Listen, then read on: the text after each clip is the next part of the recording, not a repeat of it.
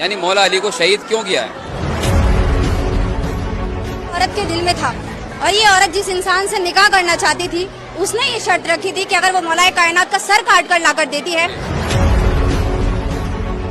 سوال یہ ہے کہ جیسے مولا علی شیر خدا، بہادروں کے بہادر تھے، فاتح خیبر تھے، مولا مشکل کشا تھے، اور انہیں اللہ کی طرف سے تلوار بھی ملی ذوالفقار، یعنی اتنے قوت دار تھے کہ ان کی نام میں بھی طاقت تھی۔ تو مولا علی نماز پڑھ رہے تھے، نماز پڑھتے ہوئے ان کو شہید کیا گیا، دھوکے سے شہید کیا گیا۔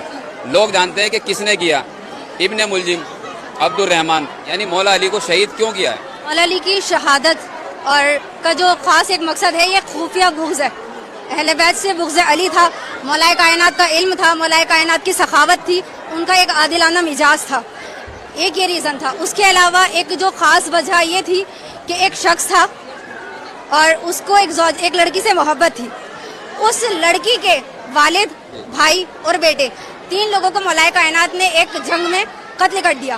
تو یہ بغض اس عورت کے دل میں تھا، اور یہ عورت جس انسان سے نکاح کرنا چاہتی تھی اس نے یہ شرط رکھی تھی کہ اگر وہ مولا کائنات کا سر کاٹ کر لا کر دیتی ہے تو وہ اس شخص سے عقد کر لے گی۔ تو بطور مہر اس نے مولا کائنات کے قتل کی شرط رکھی، اس بنا پر مولا کائنات کو قتل کیا گیا۔ یعنی یہ لالچ میں کیا تھا یا پھر پیچھے سے کوئی اور ریلیشن تھا، پرانی دشمن آ گئی تھی، کس لیے کرایا تھا؟ یہ تھا اس کے پیچھے دونوں ہی پوائنٹ آف ویو سمجھا جائیں گے۔ ایک سیاسی پروپیگنڈا تھا جس میں دونوں ہی لوگوں نے مل کر شرکت کی۔ ایک تو وہ حاکم وقت جو مولا کائنات کو اس عہدے سے، اس منصب سے، اس عقیدے سے ہٹانا چاہتا تھا، جو مولا کائنات کے لیے لوگوں کے دل میں احترام تھا، عزت تھی، علی کے علم کے جو عاشق تھے لوگ، بس مولا کائنات کو ہٹانے کے لیے کچھ یہ پروپیگنڈا کیا گیا، اور اس کے ساتھ ساتھ اس کا فائدہ اس شخص نے بھی اٹھایا کہ کیونکہ اس کو عقد کرنا تھا تو مولا کائنات کو شہید کر یہ دونوں کا ہی اس میں فائدہ تھا۔ ایک آخری سوال ہے پردے کے اوپر آپ سے سوال کر سکتے ہیں؟ جی بالکل۔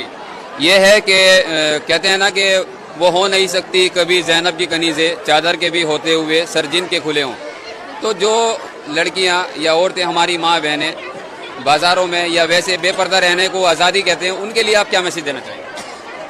دیکھیں، پردہ کوئی ایسی بری چیز نہیں ہے کہ جس سے انسان کا کوئی نقصان ہو۔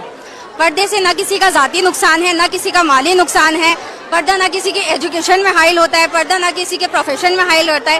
پردہ ایک ایسی چیز ہے کہ جس سے انسان کسی بھی فیلڈ میں جا سکتا ہے، کوئی نقصان نہیں ہے۔ اب یہ کہنا کہ پردے کی وجہ سے انسان کے اوپر کوئی باؤنڈری آ رہی ہے، یا پردے کی وجہ سے انسان پر ظلم کیا جا رہا ہے، یا خواتین کے اوپر تشدد کیا جاتا ہے، تو یہ ایک بہت نیگیٹو سوچ ہے۔ اگر جو لوگ پردہ نہیں کرتے آپ بمقابل ان کے دیکھیں، اور جو لوگ پردہ کرتی ہیں خواتین ان کے مقابلے میں دیکھیں۔ اور رہی اسلامک پوائنٹ آف ویو سے بات، تو اسلام نے پردے کے ایک واجب حدود بتائے ہیں۔ اگر کوئی خواتین محض اتنا پردہ کر لے تو کافی ہے۔ شریعت یہ نہیں کہہ رہی کہ آپ پورا اپنے آپ کو اس طریقے سے حجاب کر لیں کہ انسان سانس ہی نہ لے پائے یا معاشرے میں اٹھ بیٹھ ہی نہ پائے۔ فقط یہ چاہتا ہے کہ اپنے سر کو چھپا کر رکھے، جو واجب پردہ ہے کہ پیشانی سے جو وضو میں حصہ دھلتا ہے، پیشانی سے لے کر جو تھوڑا بس، اور اس کے علاوہ ہاتھ اور پیر، اس سے زیادہ شریعت کچھ انسان پر ظلم نہیں کر رہی، بس اتنا چاہیے۔ اگر پردہ کرتے ہیں تو یہ ہماری اپنی حفاظت کے لیے۔ اور مثال کے طور پہ ایک چھوٹی سی مثال دے دوں، سب لوگ جانتے ہیں کہ اگر ایک چھوٹی سی کینڈی کو اگر کھلا رکھا جائے تو اس میں بہت سی چیٹیاں اور مکھیاں آ جاتی ہیں، لیکن جب اگر اسی کینڈی کو ریپ کر کے رکھا جاتا ہے تو وہ محفوظ رہتی ہے، 4 دن 5 دن مہینے 10 مہینے تک اس کو اسٹور کر کے کھایا جا سکتا ہے۔ یہی مثال خواتین کی ہے۔ جب ایک بے پردہ خواتین اپنے گھر سے نکلتی ہے، نہ جانے کتنے مردوں کی اس پر لذت بھری نگاہ پڑتی ہے، تو اس سے وہ خود بھی گناہ گار ہے اور ان لوگوں کو بھی اس میں گناہ میں ملوث کر رہی ہے۔ تو ایک فائدہ یہ ہے کہ اس سے صرف عورت اپنی عصمت و طہارت کو پاکیزہ نہیں رکھتی، بلکہ جو ہمارے جوان ہیں، معاشرے کے مرد ہیں، ان سب کی حفاظت ہو رہی، سب کا دین کامل ہو رہا ہے اس سے۔ اور بس میں یہی کہنا چاہوں گی۔ سیلیوٹ ہے ایسی بہن کو۔ دیکھیے اسلام کی شہزادی جو کہلاتی ہے وہ اس طرح کی کہلاتی ہے، صرف پردہ کرنا ہی محفوظیت نہیں ہے، یعنی اپنا ذہن، اپنی سوچ، بی بی زینب، بی بی فاطمہ کی سوچ رکھنا سب سے اچھا ہے، اور ایک میسج دیتا ہے کہ اسلام کی شہزادی کہلانے لائق وہ ہے جو بی بی فاطمہ اور بی بی زینب کی سوچ رکھے۔